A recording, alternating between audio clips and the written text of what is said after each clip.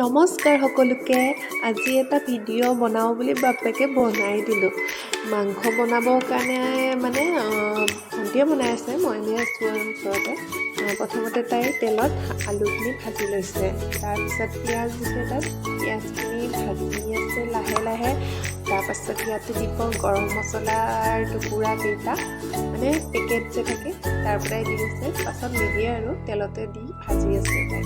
তাৰপাছত ইয়াতে পিচি লোৱা গোটা জিৰা, শুকান জলকীয়া, আদা, নহৰু এনেকৈ দিছে, জালুকো দিছে, এনেকৈ পিচি লয়। এনেকৈ মানে এইটো মছলা খাই ভাল লাগে আৰু মাজে মাজে এনেকৈ খাব লাগে বাৰু। তাৰপিছত কেঁচা বিলাহী এনেকৈ কাটি থৈছিলে, কাটি দি দিলে আৰু এতিয়া ভাজি আছে। হালধি গুড়ি দিলে, তাৰপাছত দিছে মাংসখিনি দি অকণমান সময় ভাজি আছে, পূৰা লৰাই আছে। নিমখ দিলে, নিমখ দি আকৌ অকণ ভাজিছে, ভাজি ঢাকনিখন দিলে,